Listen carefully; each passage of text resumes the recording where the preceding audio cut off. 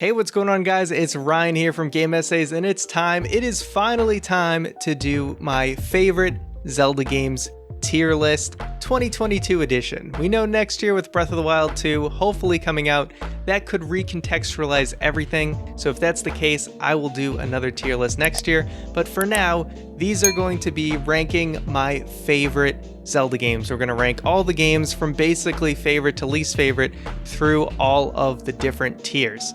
Now, emphasis on the word favorite. Those of you familiar with my review series, my Ultimate Zelda Ranking series, that's more about defining the best Zelda games. Although it's still my opinion in that series, that's more about finding for each of the categories and balancing it out which is the most balanced best Zelda games, and I'm ranking them that way. So it is a little bit different.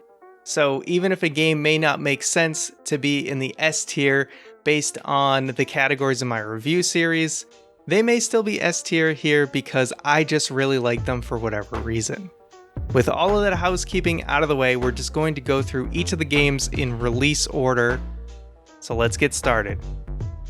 The original Legend of Zelda for me is going to be a C tier. I do enjoy this game quite a bit, but there's just a lot of Zelda games I enjoy more. There's a lot of things I really do like about this game. I like the emphasis on exploration. I think it was very ahead of its time when it came out.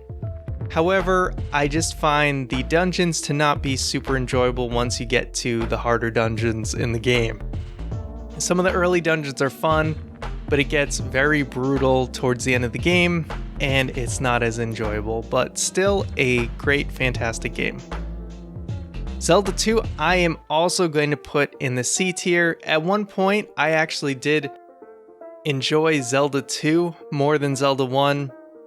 Upon replaying both of them within the last couple of years, that has definitely changed, and I do think I enjoy Zelda 1 more so than Zelda 2, but I think Zelda 2 is still a great game.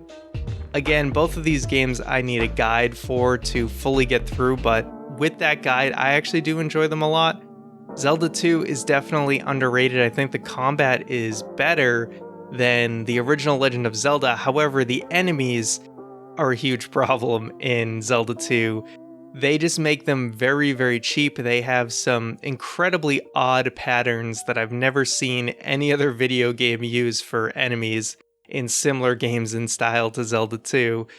Yeah, it's a strange game. The palace structure is a little weird. It's much easier to get lost in a Zelda 2 palace than something like a Zelda 1 dungeon. I don't know, something about the grid system for, moving in blocks in a Zelda 2D dungeon is just more understandable to me than the side scrolling. I just feel like it's harder to kind of keep tabs at where you are and understand how far away you are from other things in that space. It's a lot more confusing. So for that, it's definitely a weaker game for sure, but nevertheless, I enjoy it a lot, and I do encourage people to give it another try if they've tried it and gave up on it. I do think it's a good game, and there is a lot to appreciate about it. Okay, A Link to the Past. A Link to the Past is probably going to be a B tier game for me. Now, I love A Link to the Past. It is an incredible game, great story. A lot of dungeons. It's a fantastic game. There's just other Zelda games that I personally enjoy more. I'm also not good at the game. I'm actually doing a playthrough of this game right now, and I just got to get those bottles early. I'm stacked with 4 bottles, 4 fairies, and I'm still dying constantly. I'm just not very good at the game, so it can be a little bit challenging. But I think it has amazing pacing. Like I said, great story. Overworld is fantastic. This game is nearly flawless. It's just, I don't enjoy it as much as I enjoy other Zelda games. That's all it comes down to. It's not you, A Link to the Past, it's me. That's basically the way to put it. But that being said, I still enjoy playing the game. I think it's a fantastic game. And maybe I'd even argue it being in the A tier because it is one of my favorite 2D Zelda games to play. That being said, I'm going to leave it in the B tier for now. Okay, so after A Link to the Past, we have Link's Awakening. Link's Awakening, another game I do love for certain reasons, but I'm putting in the C tier. Now, I haven't played the Switch remake yet, and again, I plan to play that within the next year. So like I said, hey, 2022 era, after I play the Switch version, maybe this changes, but for now, it is going in the C tier. I played the DX version all the way through at least 2 times. Link's Awakening, fantastic story, one of the best. Fantastic music. I love the Switch art style, and I like the Game Boy Color art style too. I just find some of the later dungeons to be extremely daunting. The Eagle Tower, Turtle Rock, they are a chore to get through. I usually find myself just submitting to a guide a lot of times. Now, when I replay the Switch remake, I plan to go completely without a guide and all that. I want to love Link's Awakening more than I actually do. That's what it comes down to. I really want to like it more, and I hope the Switch version changes my mind, but for now, it is a C tier game. As far as my enjoyment, not as far as it being a good game. Again, these are my favorite games. This is not about the best. That's what my review series is about. Okay, Ocarina of Time, this probably wouldn't surprise anyone, but this is an S tier game for me, and this wasn't always an S tier game for me. I've always loved Ocarina of Time, don't get me wrong. It's probably never going to be lower than an A tier game for me, but Ocarina of Time is S tier. And actually, the 3DS version is what put it over the top for me, because there was so obviously I played it growing up, replayed it in college, and then when I got the 3DS version, I played it, and then I played it again, and then I played it again, and I played it again, and it's just an endlessly replayable game for me. The only time now that I'm actually a little bit sick of it is just because I did the randomizer on the channel, so I was playing it on and off for the better part of 5 months, so now I'm kind of like, I need an Ocarina of Time break, but otherwise, Ocarina of Time is just an incredible game. Maybe not all the dungeons hold up as well as they used to, but I don't think there's a single bad dungeon in the game. There's not a single section of the game that I dislike. A lot of people don't like the water temple. Now that I know it well, I actually quite enjoy it, but I get it, some people don't love it, and hey, it's a favorite thing. Part of the reason I grew up with it, and a little bit of nostalgia there. I think it's still a well-paced, incredible game, and probably the best paced of the classic 3D Zelda games. Majora's Mask. This is going to be in the A tier. This was at one point maybe an S tier game for me, and it has been a while since I played it, so maybe that will change. But Majora's Mask is a fantastic game. Again, one of the best stories in Zelda. Best side content of any Zelda game. I think that's pretty easy to say because it's so meshed with the story of the game, and the rewards are fantastic for a lot of them, getting things like the bunny hood and some of the other fun masks that you can use, like bomb masks and tons of stuff like that, and of course the transformation mask. Majora's Mask is an awesome game. The reason it's in the A tier and not S tier, one, I don't love all the dungeons. I think Stone Tower Temple is incredible, but the other dungeons I like, but maybe I don't love. I also don't like some of the other sections of the game. It's never really fun to get the Zora eggs. Although the Pirate Fortress can be cool, trying to get all the Zora eggs from the 2 different areas that you have to go to is annoying. There's stuff like the mummy, bottom of the well type thing where you just have to, it's a fetch quest and you just have to get a bunch of these random items, and it's really annoying. There's just some parts to the game that I feel are not exactly smooth and kind of hold it back a little bit. I don't remember when Four Swords Adventures came out or when Four Swords. Let's just do those now, though. So Four Swords is just gonna go in the D tier for me. I didn't get to play that anniversary edition, and maybe that would change my mind, but I just don't enjoy the multiplayer Zeldas that much. Minish Cap. Minish Cap is going to go into the B tier. I feel like Minish Cap is just always going to be a B tier game. It's just a fun, solid Zelda to play. It's charming as heck, but it doesn't go next level for me. It's just, hey, if someone was like, I just want a nice casual Zelda to play, I'd be like, yeah, play Minish Cap. But I don't think it's a defining Zelda game, and it gets forgotten about a lot, and maybe that's just because it's just your perfectly middle of the road Zelda, and there's nothing wrong with that. I think the art style's beautiful, especially when you go Minish size and they've drawn all the leaves and the acorns and stuff as you're walking through, or when you're in the house and you're small. The art is really, really well done. It's a good game. It's a little on the short side, but I think that's perfectly great for what it is. I would definitely put, you can see I have like A Link to the Past above it. For good reason. I do think A Link to the Past is a better game, but there's some very charming things, and I do enjoy the dungeons a lot in the Minish Cap. Okay, now we go to, I'm gonna guess, where's Wind Waker? Why can't I find, okay, there's Wind Waker. Wind Waker for me, this may not make sense to a lot of people, but Wind Waker is an S tier game for me. Especially after replaying the HD version, Wind Waker is just a joy, and a lot of this, I will admit, is probably nostalgia, because this was the first Zelda game I anticipated the release of and beat completely on my own without help from friends. It just has a very, very sentimental place in my heart. Now, I will admit, I don't even think the dungeons in Wind Waker are that great.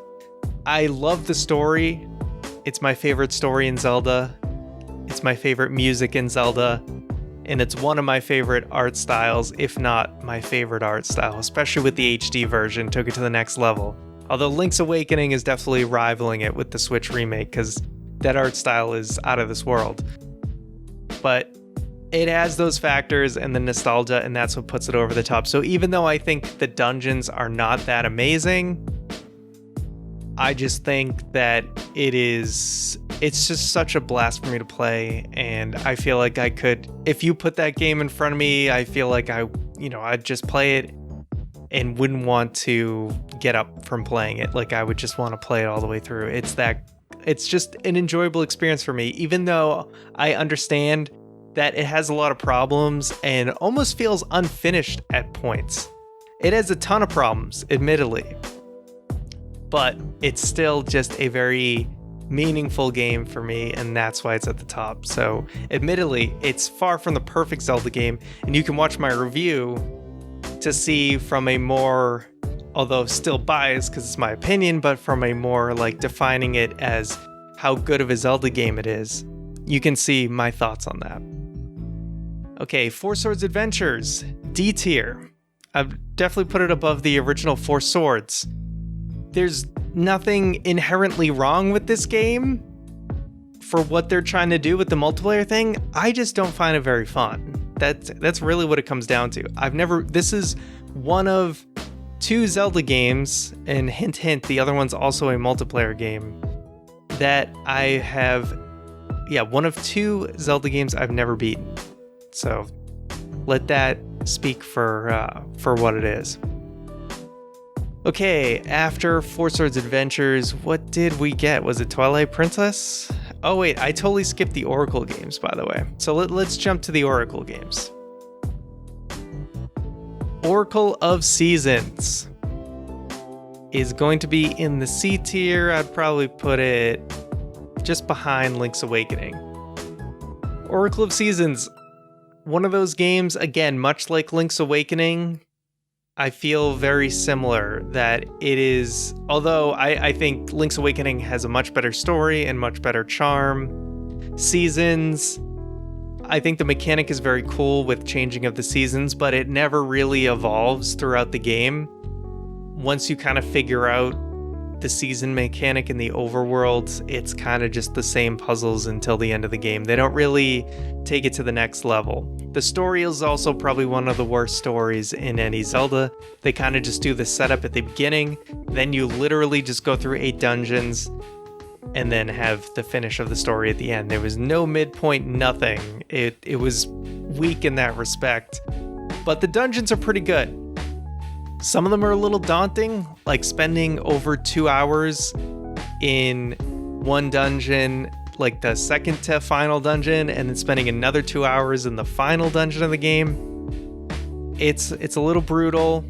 I don't think it works as well as its counterpart for what it's trying to do, but I think it's still a great game. It's just not exactly my style of a Zelda game. For the 2D Zeldas, I much prefer the style of like A Link to the Past and Minish Cap, as opposed to the Game Boy Color games, which are a lot more puzzle heavy and it's not as obvious what you have to do and where to go. For ages, I will put it slightly above Seasons, but also behind Link's Awakening. I do think of the Game Boy Colors, Link's Awakening is definitely still the best, just because I think it exceeds in story and style and all that better than the other ones, even if the dungeons I think are probably much harder in a game like Ages.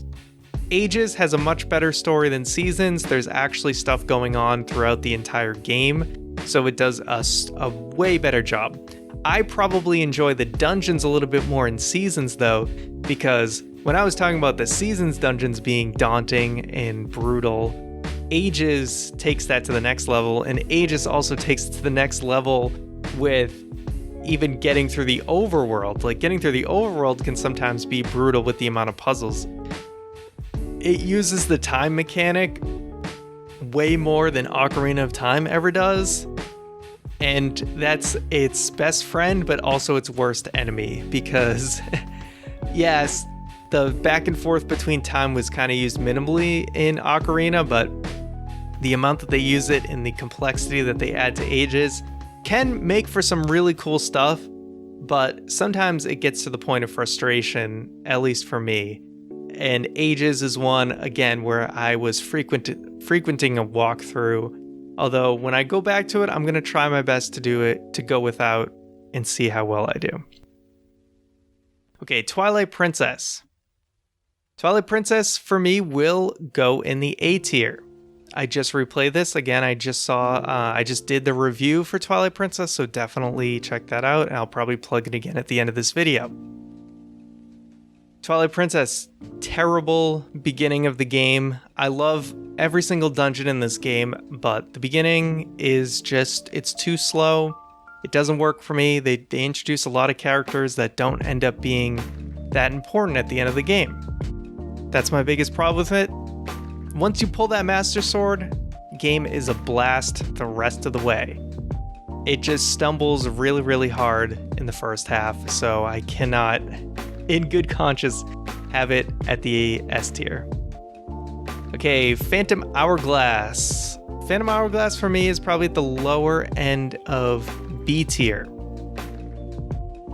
I would basically, when it came down to it, if you asked me would I rather play Oracle of Ages or Phantom Hourglass, I would rather play Phantom Hourglass, and I know a lot of people don't love the Temple of the Ocean King, but I don't think it's that bad.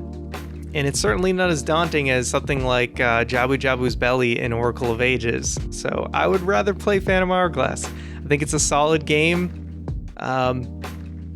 Do I think A Link to the Past, and I'm gonna move A Link to the Past up to A tier. As much, I feel like this is more in line, because A Link to the Past to me is definitely a step above Phantom Hourglass. Yeah, Phantom Hourglass, it has some solid dungeons. The touch controls aren't that bad in my opinion. It has some issues for sure. In combat, trying to use something like the boomerang can sometimes make you a sitting duck, and it can be a problem. So I don't love all the touch control stuff, and some bosses are a little annoying, but otherwise I think it's a very good game. Lineback's a fun character, and yeah, not much else to say. I think it's fun. Spirit Tracks. This is again one that could change next year when I redo this list because, I plan on playing it very soon. And my memory of it is definitely hazy, but I would probably throw it in the B tier below Phantom Hourglass. Spirit Tracks has way better music than Phantom Hourglass. Phantom Hourglass, if you see my soundtrack tier list, worst music in all of Zelda. Yeah, so with Spirit Tracks, like I said, my memory is hazy, but they certainly did a better job with livening it up a little bit, like I said, with theming and music. I don't remember liking the train as much as the boat. The boat in Phantom Hourglass was a little bit more, you just kind of went from point A to point B, and there was a few enemies along the way, but it wasn't a big deal. Whereas there was a lot more going into the train stuff, and it wasn't always the most fun. But I remember the dungeons being fun, although the Spirit Flute was annoying. The Tower of Spirits I remember finding very challenging and even more annoying than Temple of the Ocean King. Even though Temple of the Ocean King, you had to replay all the sections. Spirit Tracks, you didn't have to do that, but they changed it by making those sections very challenging. I do love that Zelda's your companion in this game, though. So yeah, I remember thinking overall Phantom Hourglass was the better of the two, although Spirit Tracks, it's like they kind of made up for each other's weaknesses, so there was a reason to play both of them. Again, like I said, it's been almost a decade since I played this game, so I am due for a replay on this one, so my position may change on it. Skyward Sword. Skyward Sword will go... Skyward Sword, is it a B tier? I think I'm gonna put...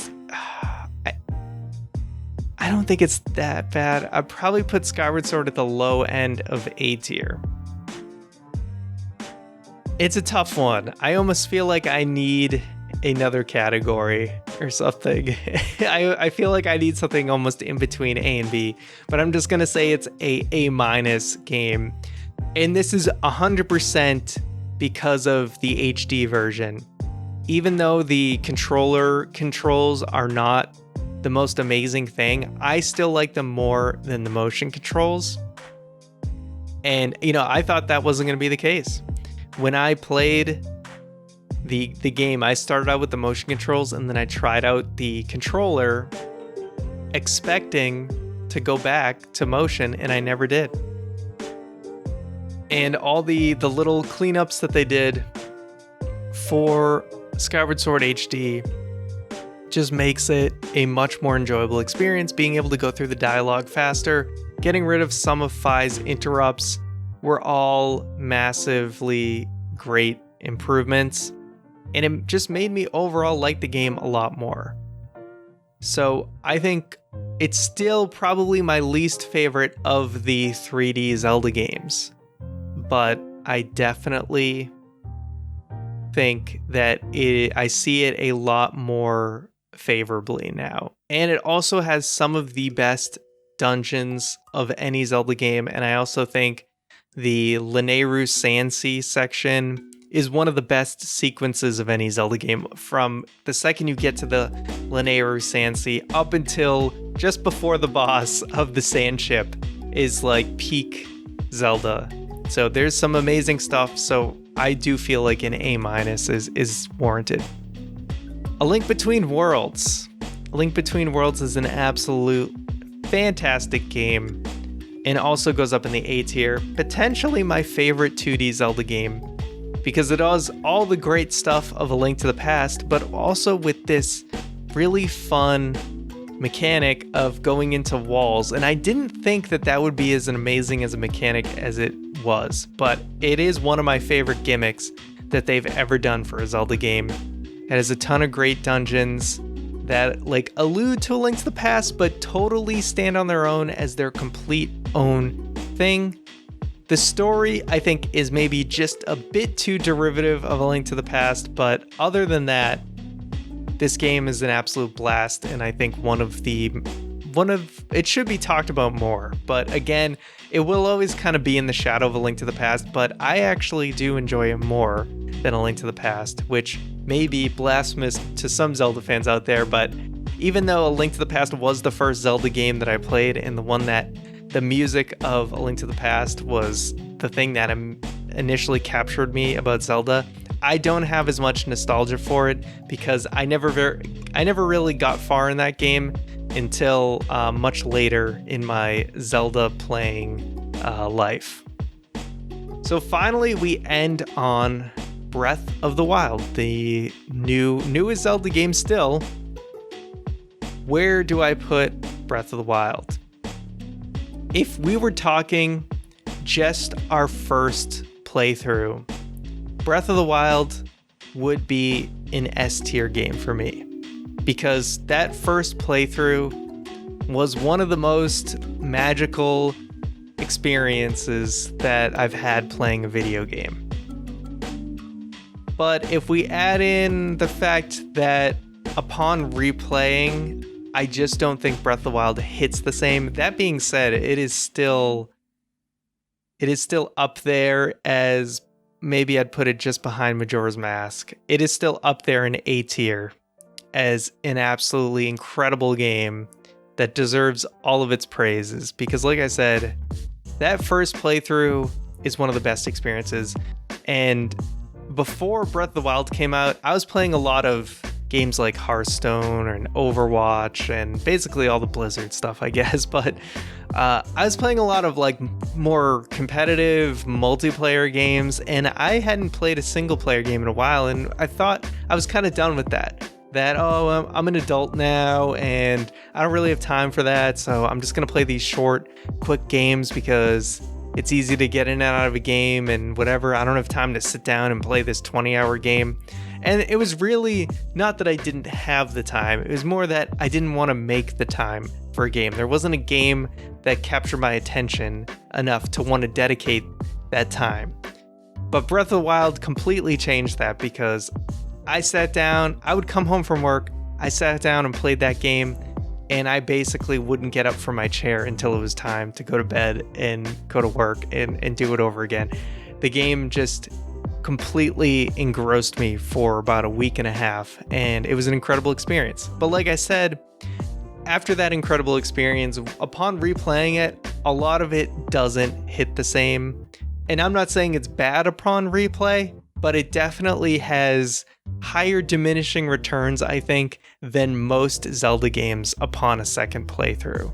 Unless you're trying to do something different, like a challenge run or whatever. You can make your own fun for sure, but upon a second casual playthrough, I do feel like it has more drop-off than other Zelda games. But again, still an incredible game and still being ranked super highly. And Triforce Heroes, whoever made this list didn't put Triforce Heroes on here, but that would be in the D tier, because again, it is another one of the Zelda games I have not beaten yet, but it's in the D tier because I'm just not big on the multiplayer games. So there's your Triforce Heroes ranking. So there you go, folks. Finally did my favorite Zelda games tier list. Like I said, this is subject to change, especially upon Breath of the Wild 2's release, but this is where I stand. Again, this is different than my Ultimate Zelda Games review series, which is more about, not objectively, but what is more the best, most well-rounded Zeldas out there. And I just did the review of Twilight Princess, so go check that video out, and I'll see you guys next time.